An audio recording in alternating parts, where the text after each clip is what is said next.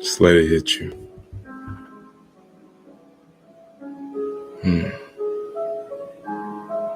Yeah, man.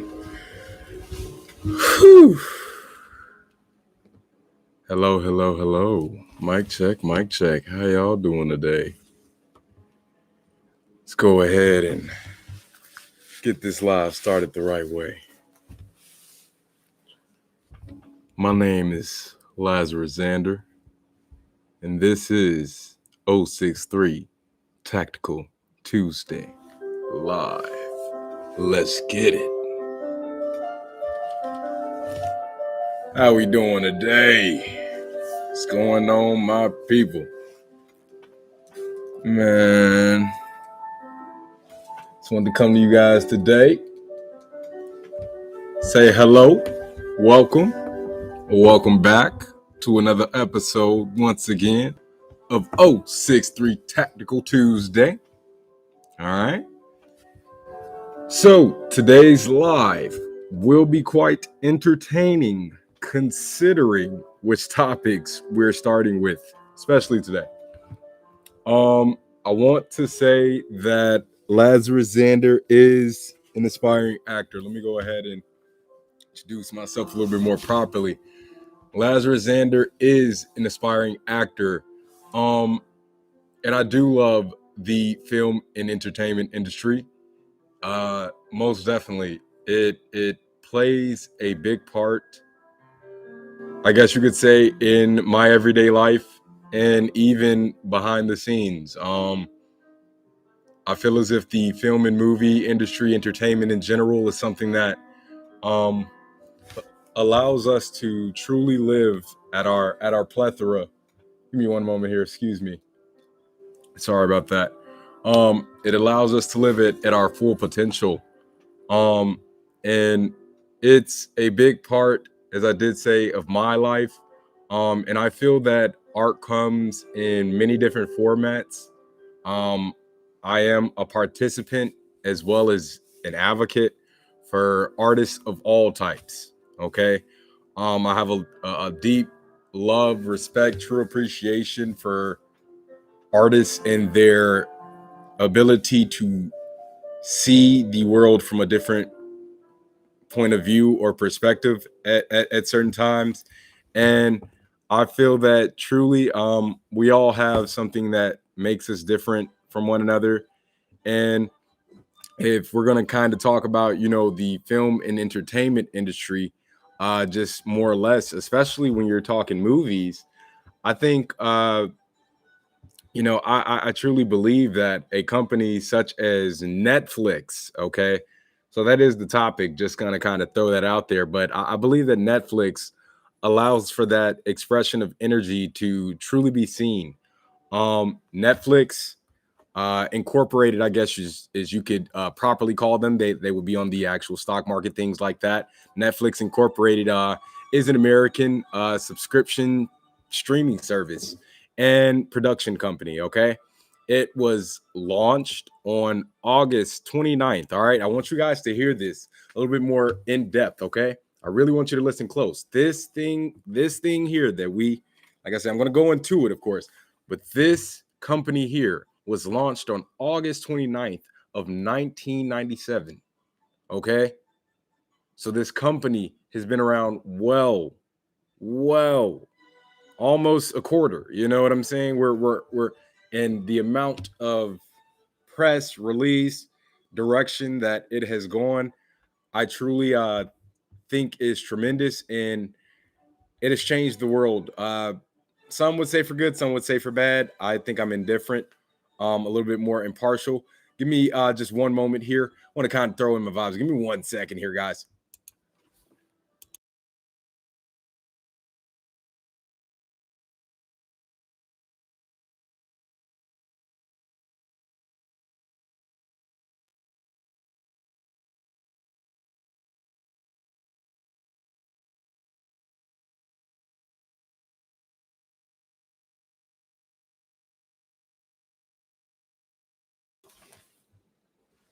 Excuse me, my apologies on that little momentary pause there. But where was I? Just kind of speaking on Netflix, as I did say, and just really going over the initial how long Netflix as a actual company has been out. Because if you actually think about it, Netflix is older than a lot of people that probably are even in the circles that we know. You know what I'm saying? So, but with Netflix, it offered a library of films and television series through distribution deals, as well as its own productions known as what we've come to love. I kind of believe fairly often you see a Netflix original is what I was going to say, but that is their Netflix's actual production is, it's known as a Netflix original. So I think those have become fairly popular um due to the fact that Netflix has grown so exponentially throughout time. It has traveled quite far, if you ask me. And with that, the meaning, this company hasn't just, impacted the film industry in my opinion, but the world as we actually have come to know it. And that's why I say those Netflix originals, I truly believe that they have a place and a time, and they really do. They tend to stay pretty relevant when you kind of look at the press, look at media, things of that nature. Netflix, to some degree, always has their name in someone's mouth, and I guess the quote is, all publicity is good publicity to a degree, even bad publicity. So, um, when you look at it that way, like I said, this company has not only just changed the way we look at cinema and cinematography, movies, all those things. It really delves into how we really look at life. It kind of has changed how we socialize in an aspect. And, I believe that when you look at the company of Netflix, it's like, wow, for you guys to have started back in 1997 and held on throughout a lot of different time periods, uh, throughout the early 2000s, a lot of different um, situational things throughout history. I could truly say that could take a company out, even something such as what we're going through currently. That did show us that the business model and how it was perceived is not necessarily it won't always have to be that way. It can change, and people that companies that learn to adapt, they do survive. And I believe truly that is what I have seen with Netflix. um and they just continue to reach different plateaus. Truly, in my opinion, they keep progressing forward, and the opportunities that can be obtained, and being close to a company such as Netflix seems to be unlimited at times. Like, I truly believe that streaming was not the mainstream giant it is now. Like in 1997, there's no way that streaming was even a thought. I think most of us were heading to the local video shop, Blockbuster for us, dinosaurs, things like that. You know what I'm saying? I think it was just a lot different of a presence back then in time. And we should be aware of the impact that Netflix actually has had on us socially, and how we have gone forth. Excuse me if I'm getting a little rowdy. Because with Netflix, it's just a very inspirational company. You want to take a company like that, and you don't want to necessarily bash on them, because I truly feel that, especially me as an aspiring actor, I feel that Netflix has a lot of different um things that I could learn from them as a company. And it's just beautiful to truly see. Netflix can be accessed, via internet browser. I mean, this thing is everywhere on computers, or excuse me, via internet browser on computers, or application software installed on smart TVs, uh, set top boxes, if you still got a cable box in the house at this point, connected, to televisions, tablets, computers, smartphones, digital media players, Blu-ray disc players, video game consoles, even. Like, man, you can download Netflix on your whole PS, next gen, Xbox, PC, all that, man. And it's just wild. And even virtual reality headsets have Netflix now. And when you really even think of the direction in which we're heading in, I'm telling you, even that isn't like to be able to hop into the film project that you're watching. That's a lot different than a lot of different companies out here, man. So on the list of compatible devices, truly that I rambled off a few, but it's a lot of them, man. That you can access Netflix practically anywhere, and it's not to say that everyone has access to it, but it's just to say, just in the age of technology that we are currently in, there's no way that this company hasn't to some degree impacted how you might move socially. So in the United States, the company provides DVD and Blu-rays rental, if you do need them delivered individually via the United States Postal Service. And they do it from their regional warehouses. So Netflix can even, if you're really that, in that format, you're that old school, you want a nice DVD, you can order a DVD from Netflix if that's what you really are looking for. And it's just something that shows the true span and variety that they have uh of, hey, at the end of the day, that when you really do look at this, Netflix is constantly growing and they're constantly innovating. So you just got to be able to look at how they move. If you look at a company like Amazon, like, these are companies that truly have changed the way that we have developed and moved socially as a society, in my opinion. So just kind of going into the background, Netflix was founded in 1997 by Reed Hastings and Mark Randolph in Scotts Valley, California.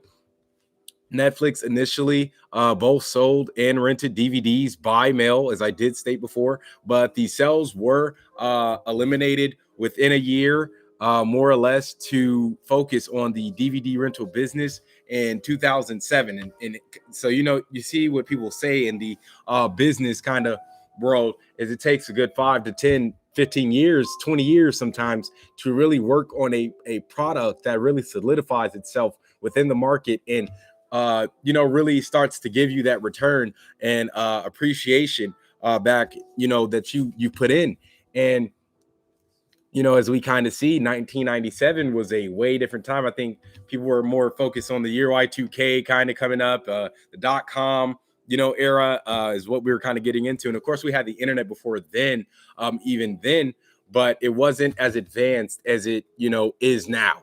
And it's just to show you that if you take the time truly to invest within yourself and your beliefs, your dream, that it could have a potential to truly give back and have a really nice financial return. Not everything is about finances, of course, but if you're putting in the hard work, I think you deserve to have a little bit of compensation back on what you've done and contributed to the world. And Netflix, I think, like I said, 1997 to 2007, they were focused on a certain market, but by a certain time, hey, we gotta reestablish how we're doing things. We gotta, reinvigorate how we're going forth and really make sure we are setting our foot in the sand and really laying that fossil there and knowing that we are pioneers in what we're doing. So Netflix introduced its streaming media kind of after that time. Once again, like I said, 1997 to 2007, that's a 10-year span, man. It's a lot of time. A lot of people aren't willing to put in that time, energy, effort to see that return. And that is something that Netflix was willing to do. And I think that we are truly feeling the effects of that. So, but once again, I said Netflix was introduced as a streaming media and video on demand. The company expanded to Canada in 2010. So as I did say, just that rapid expansion. They saw a market that was not being tapped into as rapidly and they decided to go for it. The company expanded to Canada once again in 2010 and followed to Latin America and the Caribbean. So if you really do look at their progression and how they move forth in their constant evolution, truly what you'd see is Netflix kind of based itself, here in the States, United States of America, the privilege that we have to develop the companies that we do. But it took the time to also say, hey, we see that this is a service that can be offered elsewhere, and they actively went ahead and did that. And I respect that so much. Netflix entered into the content production industry in about 2013. So 1997 to 2013, it's a pretty big gap, and they weren't even making their own productions. They weren't making true Netflix originals by then. They weren't known as the Netflix they are now. And even if you look at it with the direction we're going in, that's 2013 that they actually started releasing Netflix originals truly with a passion and showing their production and their talent of artistry. And we're not even 10 years later, and we're seeing the rapid expansion and progression of this company. So once again, in 2013, it debuted its first series on Netflix, which is House of Cards. So if any of you are trivia heads, anything about trivia, you like that kind of thing, the first series to actually debut as a Netflix original was House of Cards. And in January of 2016, it expanded to an additional 130 countries and operated in 190 countries. So literally, this isn't something that we only get to enjoy here in the United States. This is something that is worldwide. It's global. Everyone, me going over to England, they know about, let's see, what's a good Bridgerton, same way as I might, and they know about maybe a show such as Peaky Blinders. I love Peaky Blinders, just throwing that out there. Love Peaky Blinders. They might know a show like that because that's how we connect. That's how we see the culture. That's how we see the artistry and see how different, parts of the world really are. We learn through that. So, quite the expansion is more than you can say in less than less time than even your average home's mortgage agreement. Like truly, man, like I said, they're at that about a quarter mark. They're not even at the third, they're not even there, man, and they're steady going on an upward spiral. So it's just beautiful to see. Netflix, as I did say, is a platform I feel for artists, especially seeing as to the originals growing more in popularity. And as we go further into the future, aspiring actors such as myself are finding very, very monumental roles in this company. Netflix originals have made a stamp, and they have made a place on our hearts to a degree. I think everyone might have their favorite. They might not even know their new favorite movie is a Netflix original. You know what I'm saying? So it's just one of those things to very much so respect and look up to. I don't like to down people at all. I like to show love where I can. So and I think just truly once again, they're finding, like I said, for aspiring actors such as myself, you're getting very monumental roles in this company, and Netflix is having a very well casted overall presence of something for everyone. I think there's something that if you really look at it, I think there's something for everyone on Netflix. Truly. I don't believe that by any means Netflix is just a one, first come first serve, one, they're only serving one kind of audience. I think they are very diverse in the cast of employees, all that, actors, all that are, with them. The company itself seems to just hold a actual relevance in our day-to-day lives, regardless almost of where you are. Like I said, they're practically everywhere. I can't say Netflix is in every country, is everywhere worldwide. I don't want to be held to that, but I can say by all means that Netflix is very much so very important. And I think they have a very significant role in how we go forth socially. in our day in, day out.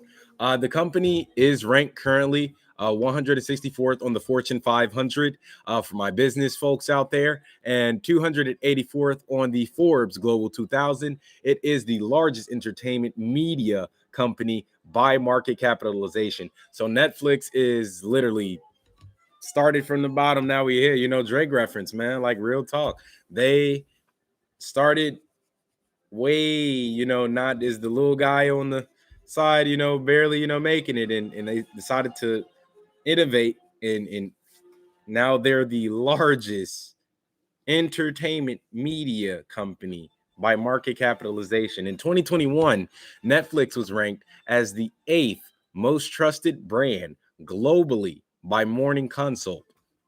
During the 2010s, Netflix was the top performing stock in the S&P 500 stock market index with a total return of 3,693%.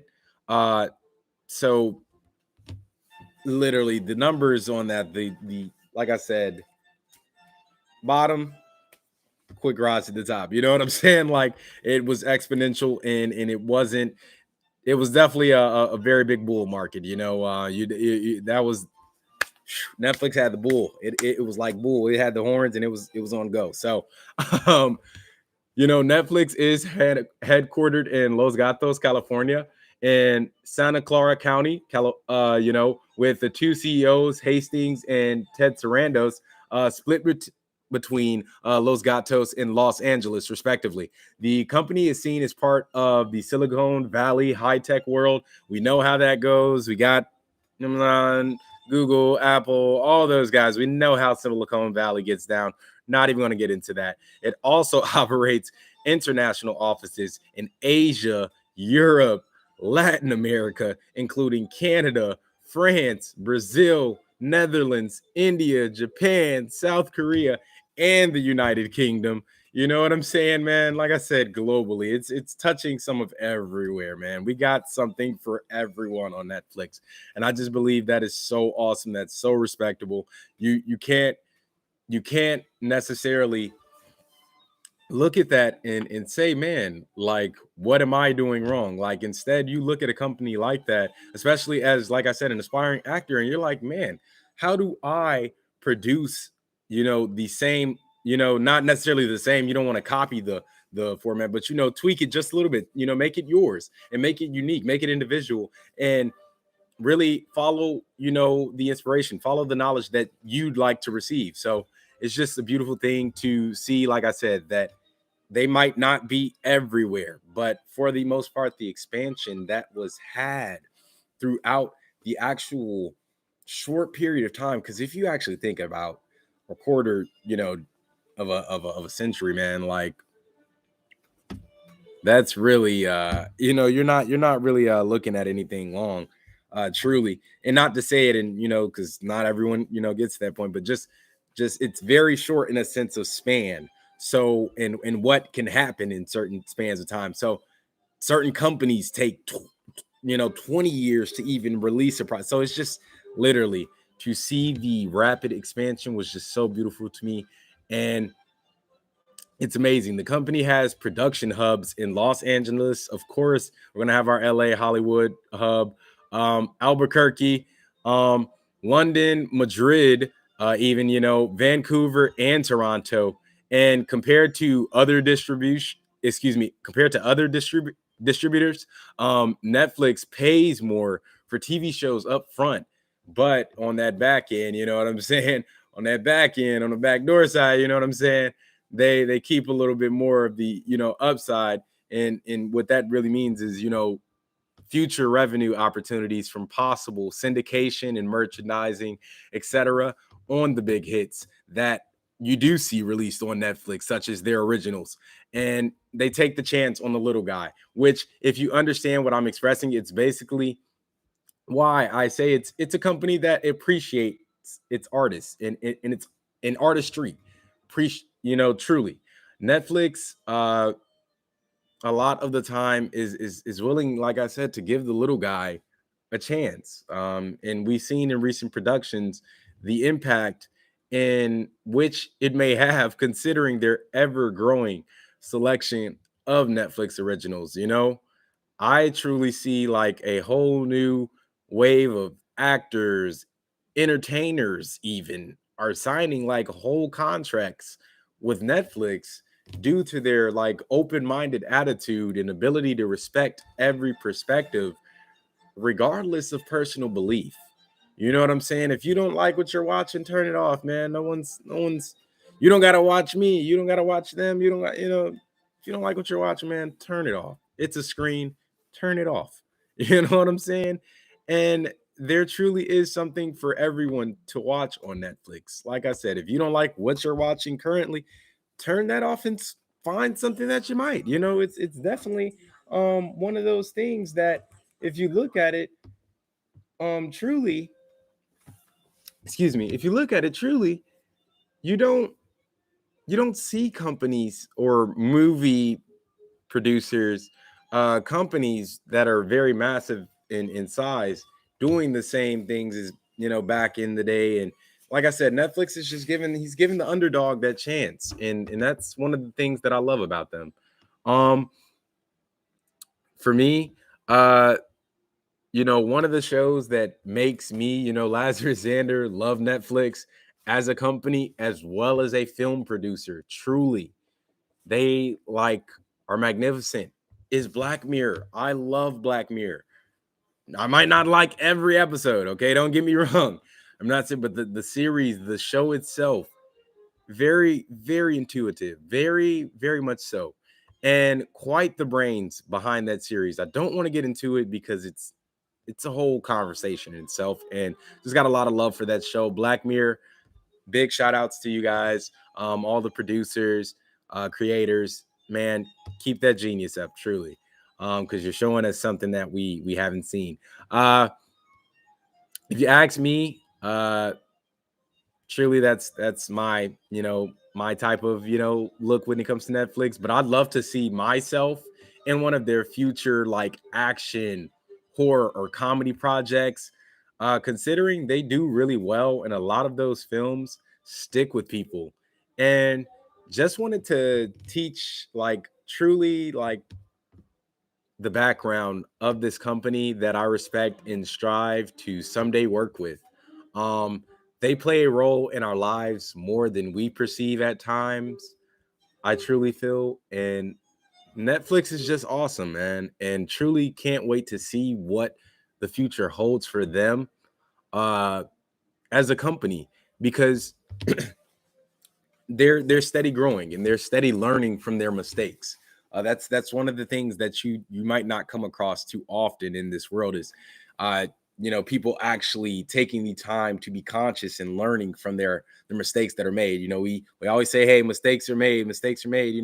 Everyone makes mistakes in X, Y through Z, but are you consciously, perceiving those mistakes for yourself, understanding and taking a look back, reflecting it back on, thyself, and truly saying, hey, am I learning from the, situation at hand or before, am I learning from this? And I truly see in respect and feel that Netflix has taken its time to really, if you really look at it, they've taken their time to give their respect to everyone. They've tried their best to do something for everyone in every way, even if they weren't getting the love and reciprocation that they wanted at a certain time. They still gave us a company that, to this day, as I did state, it changes the way that we go for it socially. Not to be vulgar, man, Netflix and chill is a whole term, is a whole, Webster's dictionary, practically. You can go look it up in the Urban Dictionary. It's so hilarious to see the effect of this company and just the respect that I have for them. Like I said, I would love to see myself in one of their action films, one of their horror films, one of their comedy films, man, because those truly do. I'm seeing overall those sit with the people, and just a lot of love for Netflix.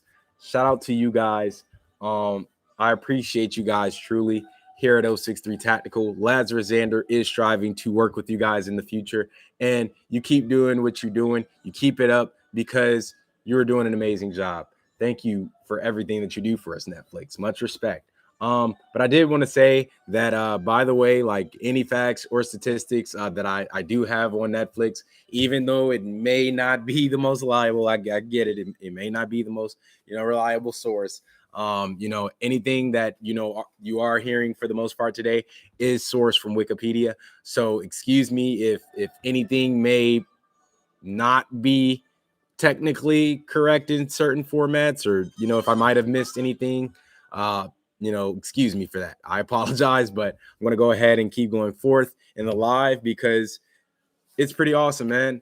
And I did want to express my love towards the film industry because I am an aspiring actor and I do love what I do, behind the scenes, and every day, just going out for reads, going out to possibly get a new role, getting a role, everything to be involved with that industry. I truly do love that I am an actor, on certain days, because you are able to, do certain things that others wouldn't be able to. So just going onward in the live stream, I really do hope you guys remember to like, share, and subscribe. Make sure, please, to get familiar with that notification bell. You are appreciated.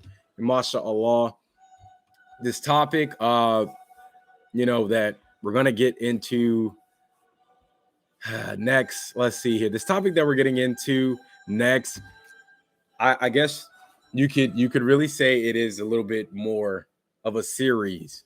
And I really do want to say with this series that I'm going to be doing, you got to tune in.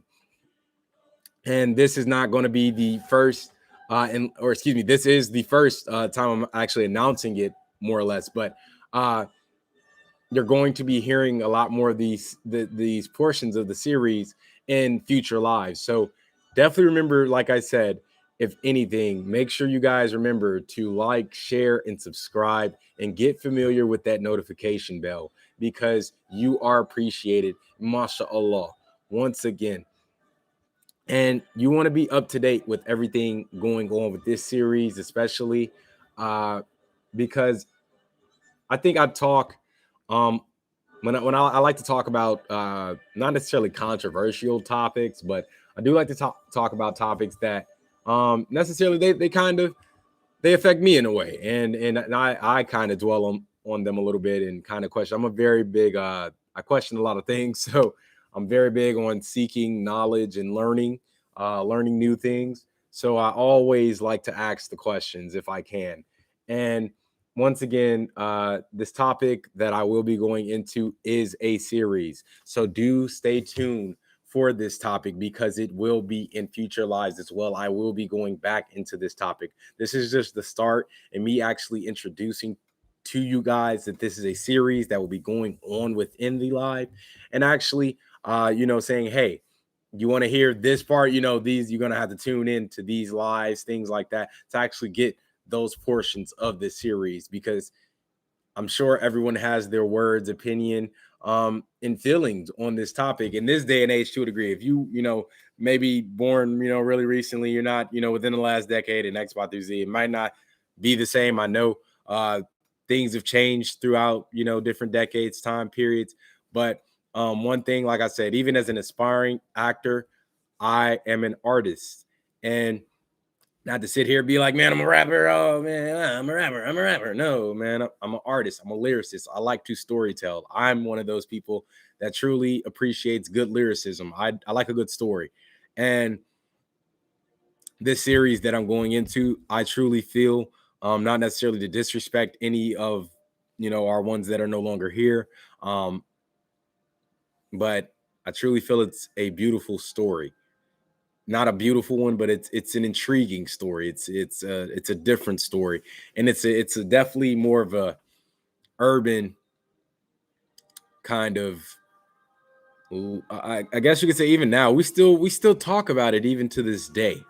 It happened decades ago at this point, but even then, it still holds relevance to what we actually do today, how we go forth today. And just like I said, entertainment wise, film wise, all those things, music wise, especially how it has affected us going forth socially. This topic, once again, is a series, and I will speak on the impact of the lives and deaths of two of hip hop's most significant figures. Okay. This topic, I feel, is still relevant once again with today's recent events going on currently in hip hop, rap, music, however you want to label it. I feel this topic holds due relevance. It still holds a significance in how we go forth. And just to kind of throw it out there, I'm not involved in any way with either associated party, but as a genuine young man of intellect, as I did say, I feel I can learn something myself in my counterparts, other young men around me, even our OGs, man. Shout out to the OGs for real, man. Even our old heads, man. It's still something to be learned from this topic. And I feel that from these past moments in time, when we're learning from them, it's to better prevent them in our immediate future. Uh, I won't speak on the artist. Excuse me. I will speak. I want to speak on the artist of Tupac Amaru Shakur. RIP to a great one. All due respect. And Christopher George Latour Wallace, also a amazing, magnificent young man. Both of these young gentlemen, once again, I want to say their names loud and proud because they hold deep significance and deep relevance in how we've gone forth, especially in music, hip hop, rap, whatever you want to label the genre. These gentlemen have had a legendary status, and have affected us truly, in every format. Once again, Tupac, Amaru Shakur, and Christopher George Latour Wallace. These two gentlemen, you need to know their names full or on even their stage names, presence. I know to some element, you know who these gentlemen are that I'm speaking of. I want to start this series by talking a bit about these artists and how they've impacted me. And both men truly gone too soon, but at what cost? You know what I'm saying? Both these gentlemen have impacted the lives of millions, and yet they're no longer here.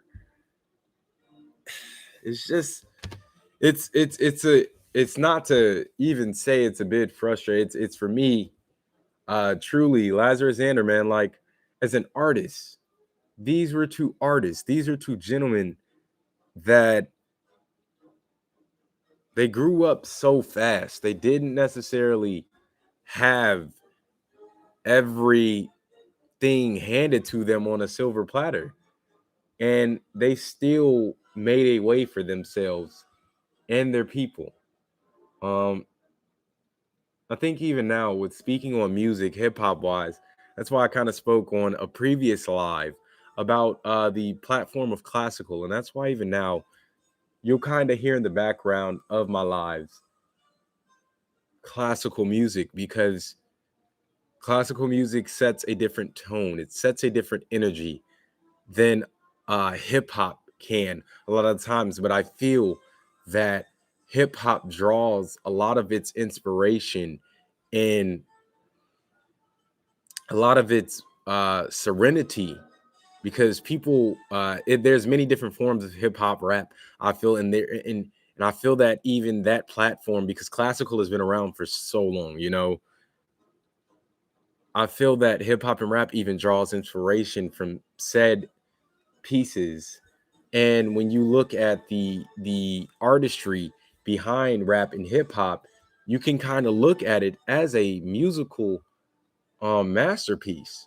Some of the time, some artists, they make masterpieces. They don't just make songs or tracks, however you want to label them. If you're in the music world, then you'll get the reference. Um, but they really do take the time to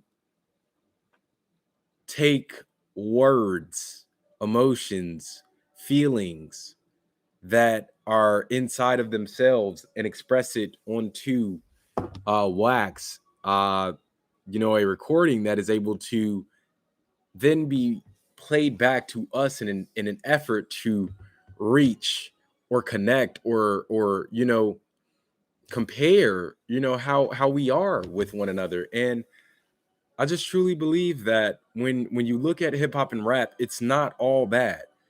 Hip hop and rap has been very inspirational. Hip hop and rap has been very impactful in our daily lives and how we go forth. And you have to give hip hop its flowers, but that's why I always express my love for classical, because I feel it's drawn inspiration from that as well. So um as I did say, both these gentlemen have impacted the lives of millions, and yet they're no longer here. So excuse my frustration. What made these young men so impactful? What made them so impactful? Uh, both have incredible accolades. Both had families that loved them, and both were young black men. Okay. I look around in my time and see a lot of the same comparisons to their era. While many may be different, don't get me wrong, times have changed, things have changed. I still feel are, you know, many things, many things are still the same. Okay. As much as we want to say a time, oh man, many things are still the same as even from that era. I see artists, many young men and women, losing their lives to a profession that should also be enjoyable for themselves. Okay. And it's a bit frustrating because I am an artist, and I make music myself, man. I'm sitting here with my whole MIDI keyboard, man. I'm an artist myself, so it's just to a degree, man. You look around and you're like, with the hip hop and rap scene, it's you don't see the same effect of misery loves company in other music genres. And we have so much of that trauma within hip hop and in rap that it gets such a bad stigma. And I still believe that these men have impacted our lives in a good way. So, with that being said, lyrics, have a tremendous impact on these lives that we live. And with classical, you're able to vibe out, kind of tune out, and just hear the symphony. As to where, like I said, man, lyrics have a tremendous impact on these lives that we live. And a lot of the time, those same lyrics have caused death. How do words, you know what I'm saying? It's like, if the quote sticks and stones could break your bones, but words may never hurt you, was truly the belief of most people, we probably would see a lot less irrational reactions due to these same words, same lyrics being said over a melody, a beat. So, but with that in mind, we have to imply the same measure, that what you say and how you say it can have a significant impact on those around you and the feelings had towards that being. Okay. So even though we all know, sticks and stones can break bones, words can never hurt you, and we all take that to heart. We're all tough on the outside, we're all tough on the exterior. It still is looked at that, man, these lyrics have caused death. So you have to at some point reflect and look into oneself and be like, man, okay, we all say that. We all reference that. And when you look at it, man, Apparently, those words have. Apparently, sticks and stones aren't the only things that can break bones. Words can hurt you too. You know what I'm saying? So it's just one of those things for me. It's a bit frustrating to see the lives of these gentlemen, but also the deaths of these gentlemen, because both have had an impact socially.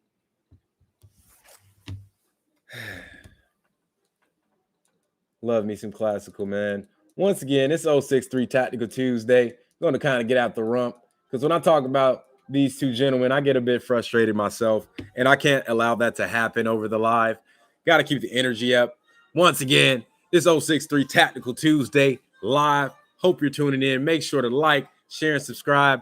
Hit that notification bell, and go ahead and interact, man. I'm always willing to answer questions, be taught, however you want to go forth.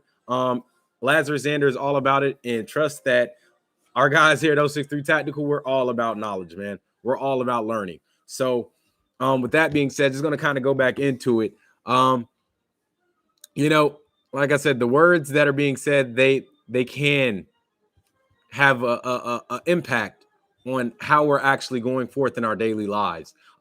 Hip hop and rap, I feel, is a genre of music everyone may not entertain or listen to, okay? But to some degree in fashion, you have been affected by its infectious culture, okay? You can't deny the effect that hip hop has had over time and the true effect that hip hop,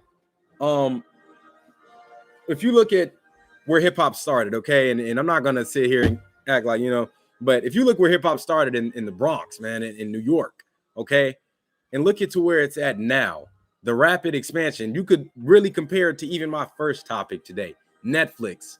Hip hop expanded so rapidly. It could not be contained, and it still cannot. But the fact of the matter that this genre that we have here, and I'm going to speak more or less as a community of my, this genre that we have here, it should not cause so much misery. As much happiness as it brings people, it also has brought so much misery, so much hurt, so much pain.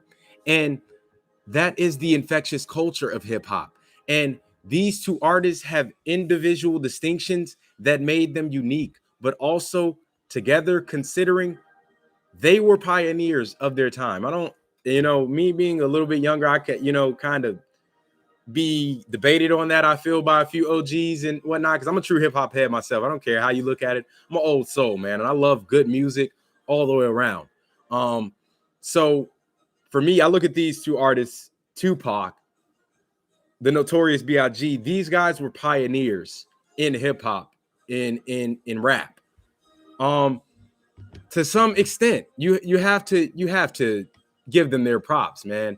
Tupac and the Notorious B.I.G. are the artists that set a precedent in hip hop like no other. Like, I don't think to this day, man, a feud, even in, not I'll speak on it like that, but just even to this degree, and I don't think a feud will ever be as hot as Tupac in West Coast, East Coast. I don't think there will ever be something as dominant as that was in society. That was changing the social construct of how we literally lived every day. Like you literally you death rower, you know what I'm saying?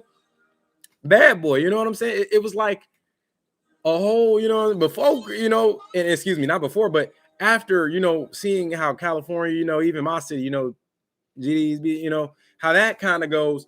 It's just to see the extent in which, man, it had an impact on our lives to this day. And when you actually look at it, hip hop is definitely like no other in the other music genres. Tupac and Biggie, respectively, had their pros and their cons. I think everyone kind of looks at it as Tupac was, this, Biggie was this, so I went with this. But I think both men had something to say, and I think both men served a purpose. And as I did say, estate, excuse me, I truly do feel that both of these men were taken from us. Not necessarily too early, man, because you never know when it's your time to go. It's just more or less, I feel they had more to offer. And as I look at the scale of what hip hop has become from then into now, I'm like, man, I look at artists now and I'm like, I visualize and I envision, I'm like, man, what would the hip hop and rap game be if these two gentlemen had not lost their lives prematurely?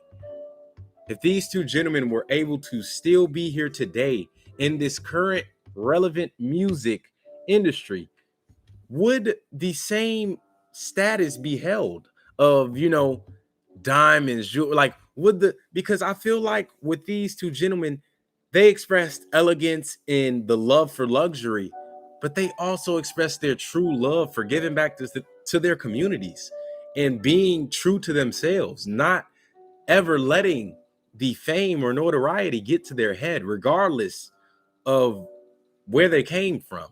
And that's only something that, when you look at it, you have to be self-aware to actually know that you are doing wrong. And not a lot of people, I feel a lot of people can be ignorant, and that's why I think Lazarus Xander is a little bit more forgiving to certain situations, because a lot of the times it's not to be disrespectful, it's just ignorance. A lot of people are not actually aware of the mistakes that they might have made. And with this situation, this series that I'm going to be going into, as I did say, this is going to be something that I'm going into. I'm just kind of starting, telling you guys this is where this is going to be a segment in my lives going forth, and letting you guys know that these two artists had an impact on my life, and I will be speaking on them going forth.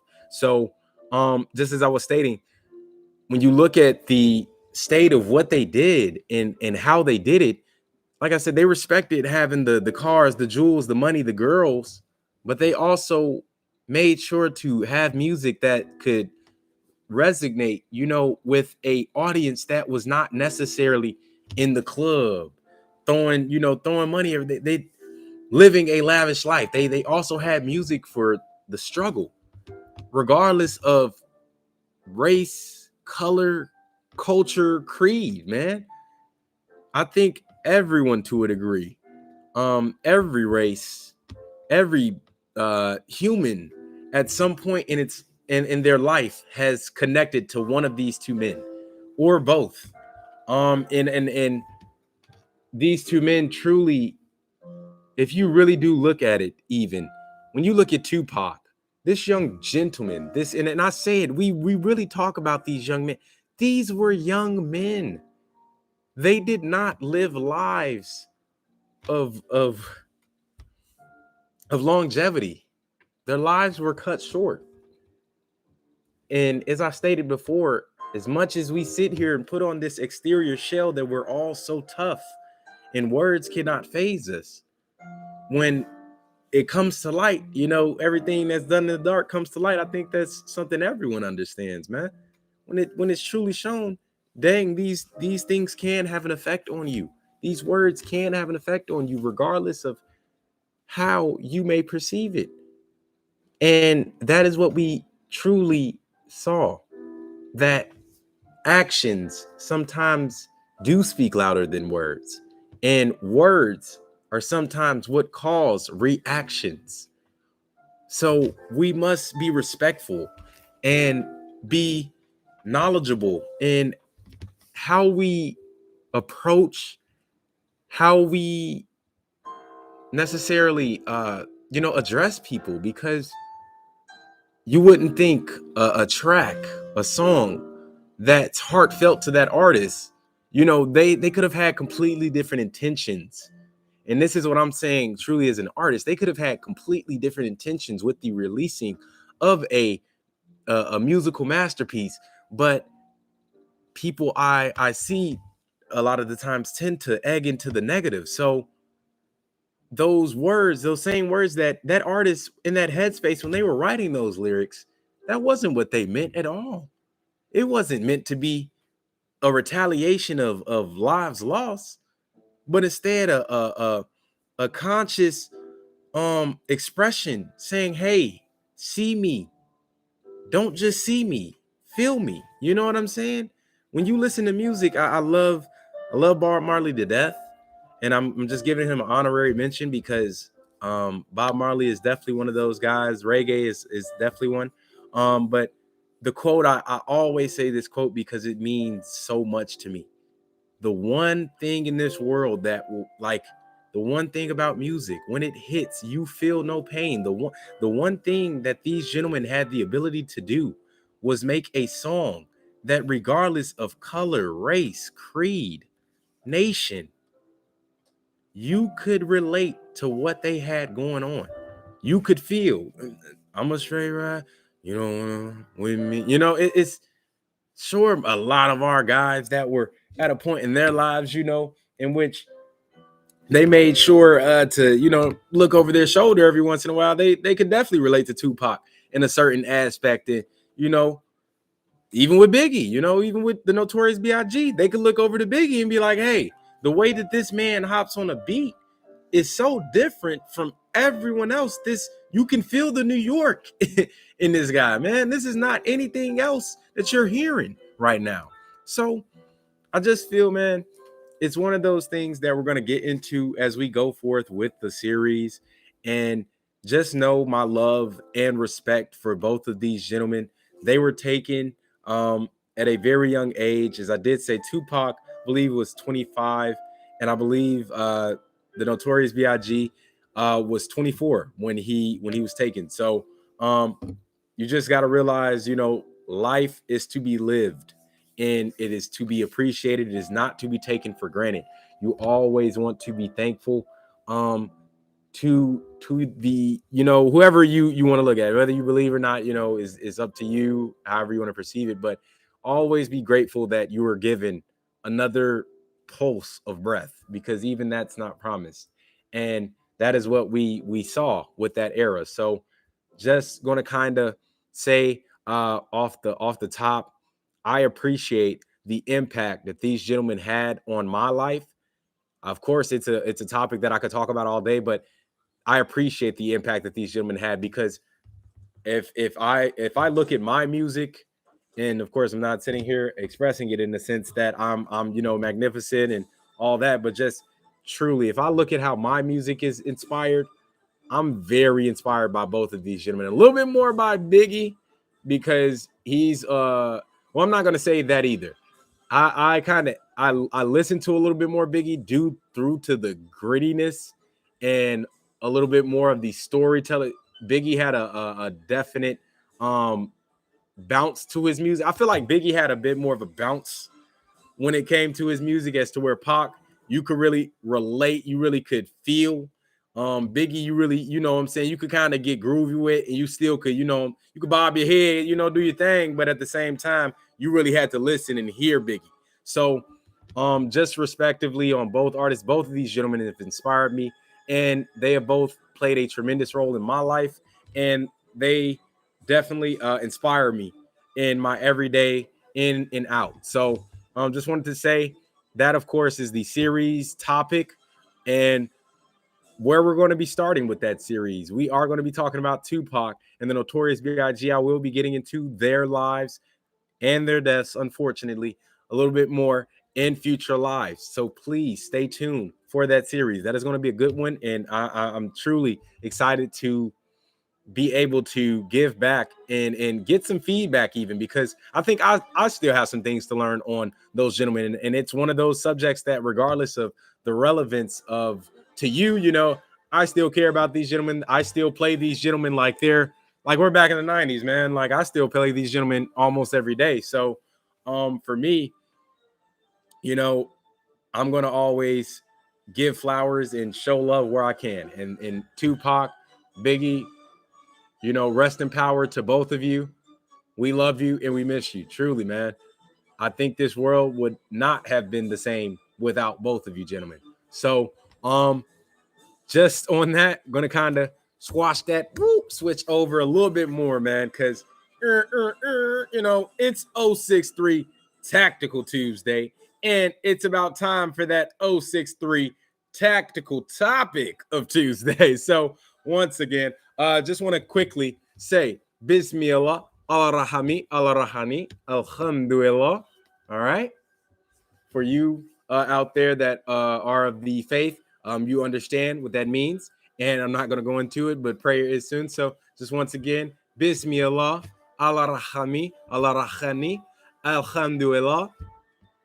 And we're going to go ahead into the 063 technical topic. We're going to talk on the actual topic of firearms today, but I want to talk about the Soviet Union Russian weapons platforms, okay? And when I speak on Soviet Union, Russia, please please, for my 2A'ers, for my firearm community, for all of you guys that, are big on getting on us, 7.62 by 39 millimeter lovers, excuse us because we love a little bit more of a change in the dynamic here and there when it comes to firearms. Of course, I'm not necessarily going to say change. I don't want to be smart there, but a little bit more or less of the. It's not too much complication, man. For the most part, Russian in the Soviet Union, as they were, previously known as, their weaponry is pretty much. You got a simple caliber that gets the job done for majority of the weapon platforms, and I can't do anything but respect that. You could arm them, you could make many different, platforms, many different arms, but they all take practically the same cartridge, the same caliber. Man, to me, yes, it's cool to have some variety out here, and I love variety. Don't get me wrong, but that's how you do it. I think that's more or less the Russian way.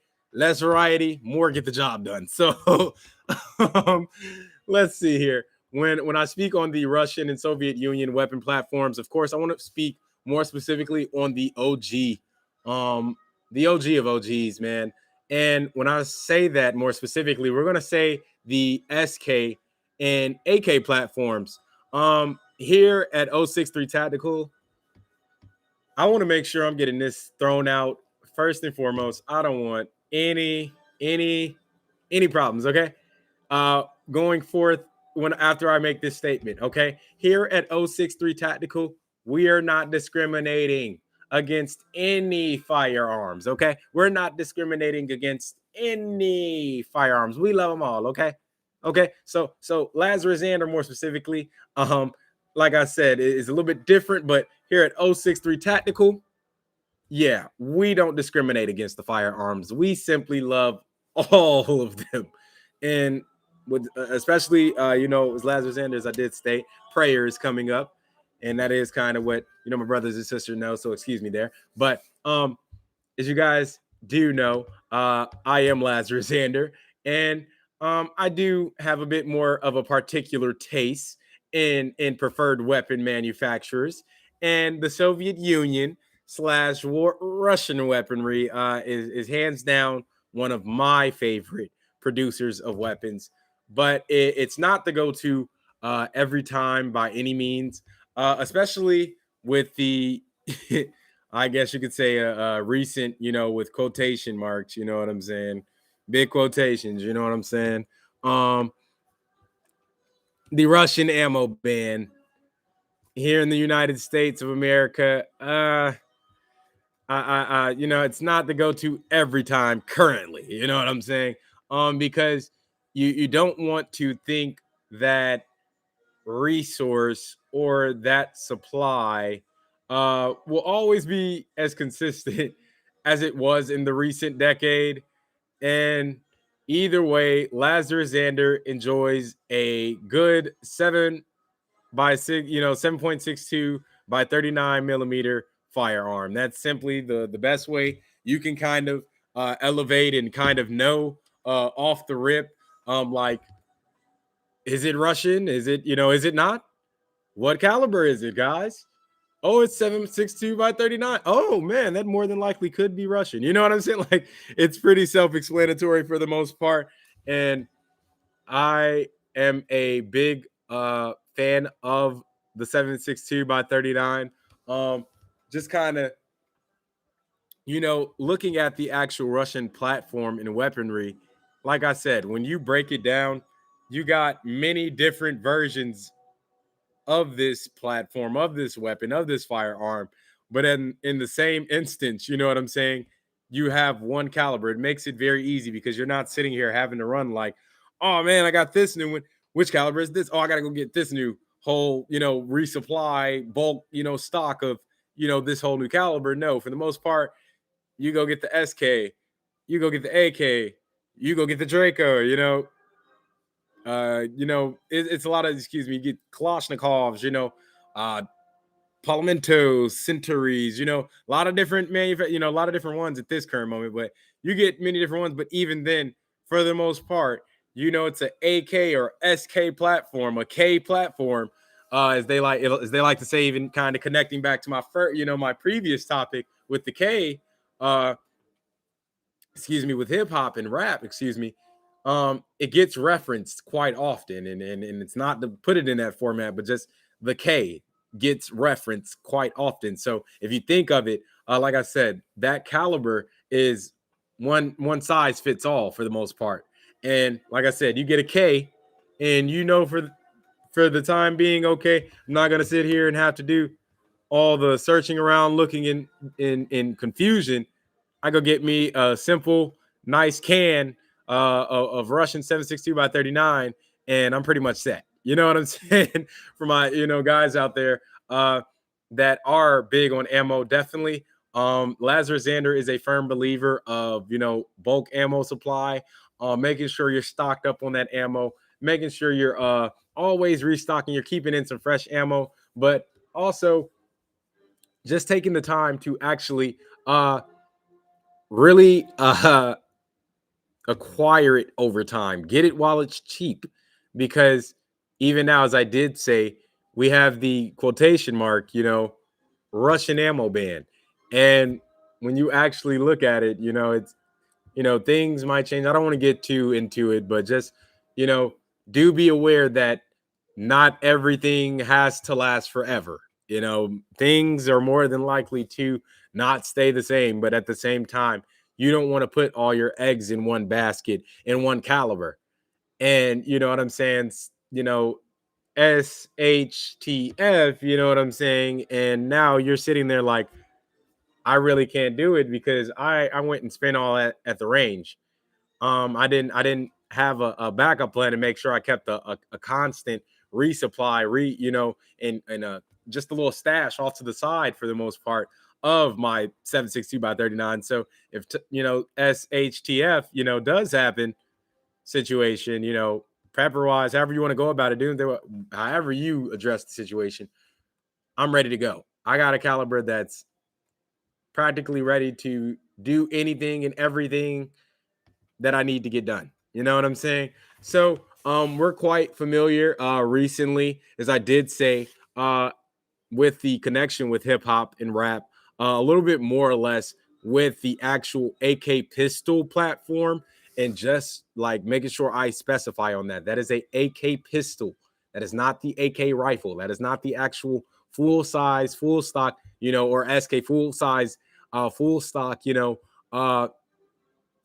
SK or AK platform rifle. No, it is a pistol platform. Okay. So the AK pistol platform is the Draco, and that has grown in significance, in popularity over the past recent years.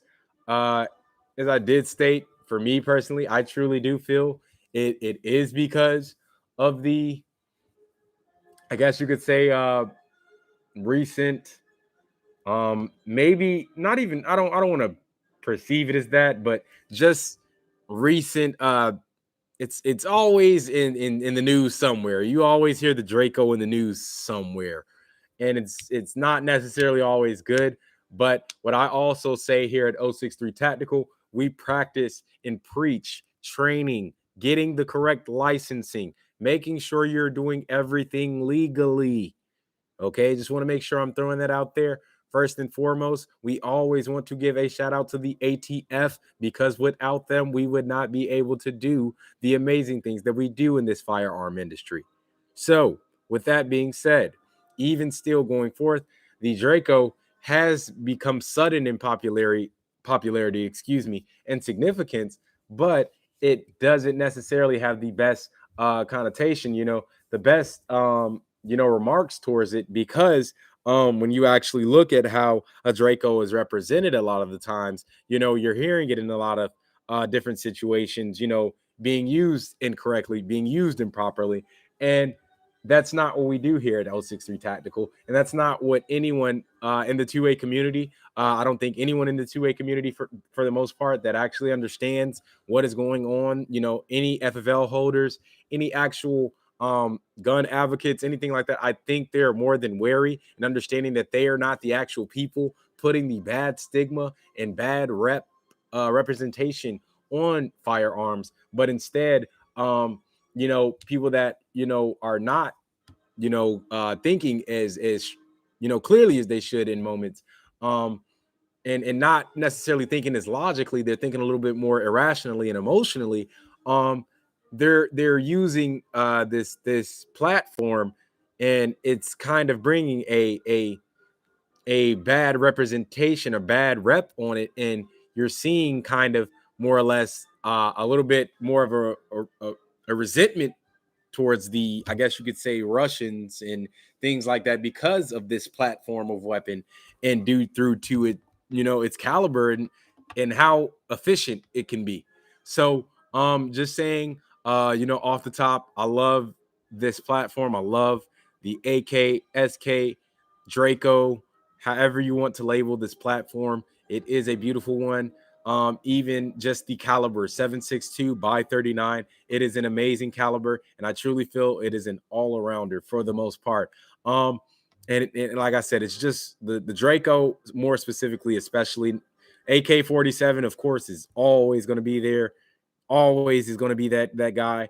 SK is even the AK. If you didn't know, the SK was before the AK-47. So just throwing that out there, before Kalashnikov, SK was there before, AK. So just kind of keep that in mind for, history buffs, anybody that wants to kind of keep, a tab on that. It did the Draco, I'll basically say it like that. From this platform of weaponry, even from World War II throughout the Cold War, however you want to label everything, this platform for Russia, Soviet Union, USSR, however you label these guys have been able to get it done with this weapon platform pretty much throughout everything that they've needed to do. And it's quite reliable, and it's quite efficient, and it gets the job done. So that is, for the most part, why it has its popularity and its good, reviews, because it really is, man. Like I said, who doesn't love a one size fits all for the most part? You know what I'm saying? Get an SK, 760 by 39, still. Get an AK, 760 by 39, still. Get a Draco, 762 by 39, still. And of course, you have you have, your AR formations, things like that. But we're going to talk not about the American. We're not going to talk about that Armalite. No, we're going to talk about that Russian, that Kalashnikov. You know what I'm saying? So just wanted to, state that the Draco did have ancestors before it. It had predecessors before it. Could you really even call those guys ancestors to a degree? Because they're still holding relevance even in this day and age. They still get the job done even now. So just going to kind of really, I want to go into the actual background and kind of express the actual origin of these weapons a little bit more or less, kind of give you the actual education and knowledge behind this weaponry. So the SKS, as it is known, Russian, which did come out in 1945. Excuse me, or maybe not 1945, but excuse me. But it didn't come out in 90, but it was designed, or excuse me, a little bit earlier, but excuse me, self-loading carbine of the Semenov system, 1945, is a semi-automatic carbine chambered for 7.62 by 39 rounds, and designed in 1943 by Sergei Samanov. So I don't want to butcher the name because I like to very much so be respectful in even pronunciation.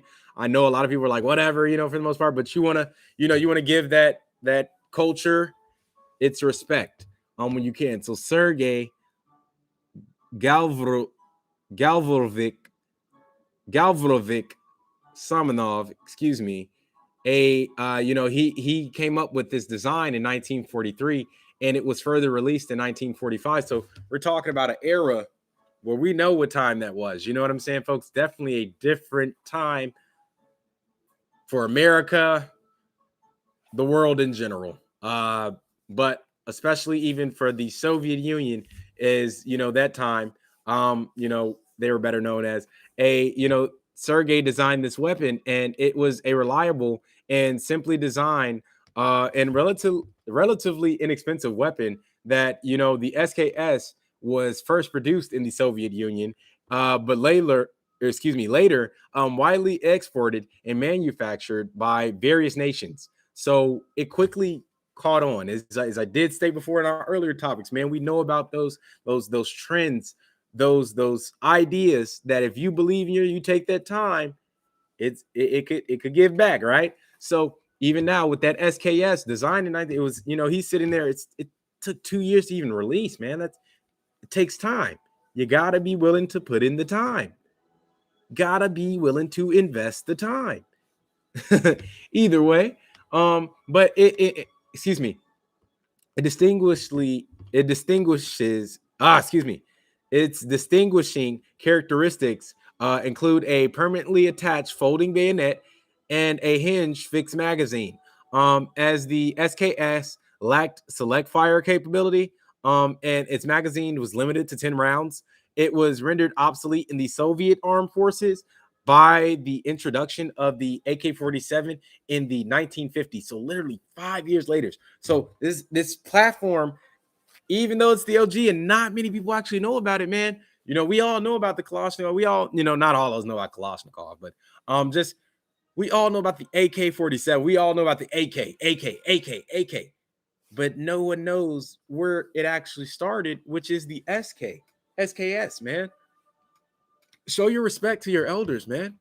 Show your respect to your elders, man. Like who do you think you show some respect to your elders, man? No, let me stop. Either way, you know what I'm saying? The SK came out, man, and it wasn't as popular in the nation in which it was created in, but it still performed fairly well. And it had its limits. So I believe that's kind of where you had the switch out of the AK in the 1950s. But nevertheless, the SKS carbines continued to see service with the Soviet border troops, internal troops, and second line and reserve army units for decades. Like literally, you still had people ordering these weapons because they were so efficient. They and truly, if you really think about it, for the most part, man, 10 rounds, fixed magazine, things like that. If you train well enough and you train with your weapon fairly well, then you're going to become fairly accurate with what you need to do, with that. And considering it went into the forces, I'm sure they handled what they needed to handle and acquired, they needed to acquire, got the job done with what they had. So the SKS was manufactured at the Tula Arsenal from 1945 to 1958. So it didn't just go out of production, just because it went out of it wasn't as popular. You had its new little brother come into town. You know what I'm saying? No. Had his new little sister coming to town. No, not at all. It still was still being produced. It still held some relevance to these guys. And at the end of Ishech, excuse me, I don't want to butcher these things, but Arsenal from at the end of the Arsenal from 1953 to 1954, resulting in a total Soviet production of about 2.7 million carbines. It's a lot of firearms, a lot of guns, if you actually think about it. So throughout the Cold War, as I did state earlier, millions of additional SKS carbines and their derivatives were also manufactured under license in the People's Republic of China. So China then took, and we're talking Asia still, of course, but China then took from Russia and kind of was like, hey, I see what you guys got going on there. I'm liking what I'm seeing. Can I borrow that? Can I get a little piece of that? As well as, a number of countries allied with the Eastern Bloc. So the SKS was exported in vast quantities and found favor with insurgent forces around the world as, a light, handy weapon for the most part, which was adequate for guerrilla warfare despite its conventional limitations. Beginning in the 1980s, a number were also sold on the civilian market in North America. So some of us were able to get lucky, some of us FFL3 holders, maybe. I got to definitely holler at some of my OGs for sure, any of my FFL3 holders, because, man, once I, what I'm saying, even me, I'm trying to obtain, what I'm saying? Definitely want to look into the collector part and collector aspect of firearms. I think it's a beautiful realm, and it's definitely like I said, man, respect your elders. Don't ever get it twisted. Don't ever get it twisted, man. Respect your elders, man. But know your history for real, man, because then you're more keen to not repeat the same mistakes in the future. And just seeing as to those are some of the OGs, and they know about those SKs, just as familiar as we are with AKs. They know about those SKs, man, and I want to learn a little bit more about them. So just truly, like I said, it was available on the North American market after a good moment, and they truly do. They remain popular even to this day for hunting and sport shooting. If you actually look at it, so they are sports rifles, and I think that's amazing. Just wanted to give you guys kind of a little bit of the background on the SKS, because you need to always pay homage to where it originated to a degree. We always talk about the product in which it is now, but you might not know in which it came from. Evolution happens, man, and it might not be the same now as it was then. It could have even been better back then. So just saying it like that. But that beauty, of course, it inspired the next generation, and the next generation took over from there. So of course, I want to break that down, because it's literally its immediate predecessor. The AK-47 came, like I said, 45. Then you got 5 years after. You gotta see how quick these things happen. If you take the time to invest, man, things will snowball. That effect is very, very, very true. Things will snowball very rapidly, and not even 5 years later, literally, the AK-47, officially known as the Aftermath, Kalashnikov, excuse me, once again, is this kind of nickname, the Kalashnikov, one of my favorites, the original, or just the AK, is we all like to reference it in hip hop, rap, all that good stuff. The K, AK, the Drake, however you want to look at it. But it is a gas operated assault rifle. Okay, this is not, like I said, the Draco. That's a AK pistol. The Kalashnikov AK is a gas-operated assault rifle. Okay, that is chambered once again. As I did say earlier, one size fits all. That 7.62, that beautiful Russian Soviet Union caliber, man, 7.62 by 39 millimeter cartridge, and it was developed in the Soviet Union by Russian small arms designer Mikhail Kalashnikov. So I know Sergey did the SKS, but Mikhail Kalashnikov. So Sergey did the SKS. Mikhail did the AK-47, and it is the originating firearm of the Kalashnikov or AK family of rifles. It's literally the original AK-47. After more than 7 decades, the AK-47 model and its variants remain the most popular and widely used rifles in the world. Okay, so maybe not here in the United States. Okay, I don't want to hear you guys in this 2AK. I don't want to hear it, man. Lazarus Zander, I bangs. I like the 7.62 by 39. Okay, 063 don't discriminate against all the other calibers. Okay, but Lazarus Zander, he likes a nice 7.62 by 39. Okay, but it goes to show you. It just goes to show you everything over here in the States ain't necessarily everything that's good for the world. Okay, man. So just to see like I said, the AK is the most popular rifle used in the world. Maybe not here in the States. We might have our AR. We got our AR heads out here. But, and I love a good AR, don't get me wrong, okay? But we got our AR heads, but AK, man, that's a worldwide weapon. You can't beat that. The number 47 refers to the year the rifle was actually finished. So the design work on the AK-47 began as the same year that SK that we were just talking about was released. The production on that AK then began in 1945, and it was presented for official military trials in 1947. And in 1948, the fixed stock version was introduced into active service for selective units of the Soviet Union. Okay? Amazing. I truly believe that. Rapid expansion once again. In the early 1949, the AK was officially accepted by the Soviet armed forces and used by the majority of the member states of the Warsaw Pact. So, man, you're talking about that whole side practically used 7.62 by 39 in world, in our wars, man. All the battles we fought to our degree. Shout out to our veterans.